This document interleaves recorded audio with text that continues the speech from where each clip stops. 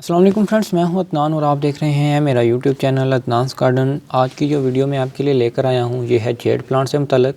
आज की इस वीडियो में मैं आपके साथ शेयर करने वाला हूं कि कैसे आप विंटर में जेड प्लांट की केयर कर सकते हैं, इसको मरने से बचा सकते हैं। क्योंकि विंटर का जो सीज़न रहता है वो काफ़ी सारे प्लांट्स का डोरमेंसी पीरियड रहता है, जिसमें प्लांट्स जो हैं वो अच्छी तरह ग्रो नहीं कर पाते, लेकिन कुछ हमारी गलतियों की वजह से जो है वो हमारे प्लांट ट्राई कर जाते हैं। तो वही आज कुछ बातें जो है वो मैं आपके साथ शेयर करूँगा कि किन चीज़ों का आप ख्याल करके जो है वो अपने जेड प्लांट को सेव कर सकते हैं। जेड प्लांट जो है वो एक सैकुलेंट प्लांट है, सैकुलेंट वैरायटी से बिलोंग करता है, तो इसलिए इसको जो वाटर की रिक्वायरमेंट रहती हैं वो काफ़ी कम रहती हैं। इसको अगर आप मंथ में विंटर में एक दफ़ा वाटर दें तो इसके लिए काफ़ी रहता है, क्योंकि इसके जो है लीव्स में वाटर स्टोर रहता है, इसलिए इसको जो है वो ज़्यादा वाटरिंग की ज़रूरत नहीं रहती। तो लिहाजा आप जो है वो इसको विंटर में वाटरिंग देना बिल्कुल तर्क कर दें। वैसे ये आउटडोर प्लांट है और विंटर में भी आप इसे फुली आउटडोर धूप वाली जगह पर रखें। अगर आप इसको शेड में रखते हैं तो धूप वैसे भी नहीं सर्दियों में निकलती। अगर आप इसको शेड में रखेंगे तो इसकी रूट्स जो हैं वो गल जाएंगी। इनको सनलाइट ना मिलने की वजह से जो है वो इनके लीव्स जो हैं वो येलो होकर गिरना शुरू हो जाएंगे। तो लिहाजा इसको जो है वो आप विंटर में सही खुली जगह पर रखें, जहाँ पर इसको जो है वो काफ़ी अच्छी धूप मिलती रहे। और नंबर 3 पे है, इसको कोई फर्टिलाइज़र ऐड ना करें, ना इसकी कोई रिपोर्टिंग करें, ना इसकी प्रूनिंग करें।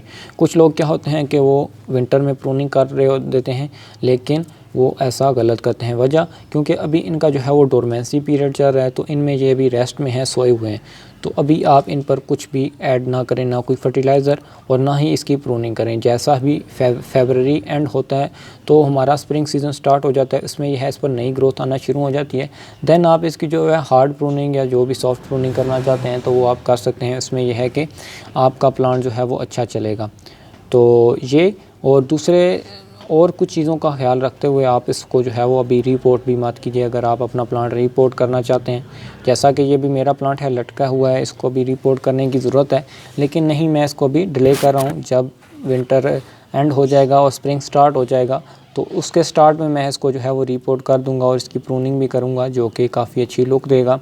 और कटिंग्स, और काफ़ी बंदों के जहन में होता है कि इनकी कटिंग्स को कैसे ग्रो किया जाए और कब ग्रो किया जाए।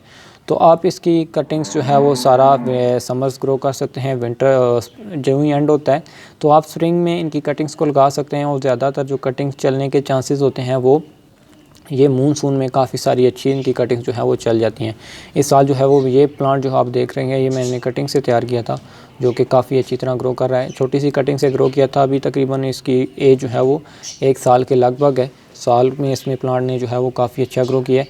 इसकी एक ही वजह है कि इसको एक अच्छी सॉइल देनी है, वेल ड्रेन सॉइल देनी है, जिसमें पानी खड़ा ना हो। दूसरे नंबर पर जो है वो इसको आपने खुली धूप में रखना है, जहाँ पर इसको फुल डे की सनलाइट मिलती रहे। उस धूप में यह प्लांट जो है काफ़ी अच्छी तरह ग्रो करता है। ये फुली आउटडोर प्लांट है। काफ़ी बंदों के जहन में होता है ये आउटडोर इनडोर प्लांट है, लेकिन नहीं, ये फुली आउटडोर और धूप को ये पसंद करता है।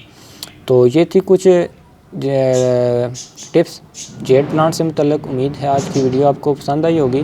वीडियो पसंद आए तो वीडियो को लाइक कर दीजिएगा, और चैनल अभी तक आपने हमारा सब्सक्राइब नहीं किया तो सब्सक्राइब कर दीजिएगा। चलते हैं, अल्लाह हाफिज़।